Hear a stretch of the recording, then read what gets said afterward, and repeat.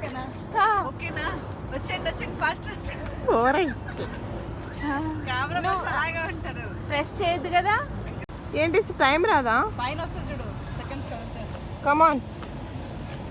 అయినా వెనక్కి కాదు ముందుకి తిరిగి ఇట్లా గిర్రకి తిరుగు. ఇట్లా తిరుగుతావుగా గిర్రని ఇట్లా తిరుగు. అక్కర్లేదు నేను దాన్ని ఫాస్ట్ గాను స్లోగానే ఇప్పుడు ఆపే.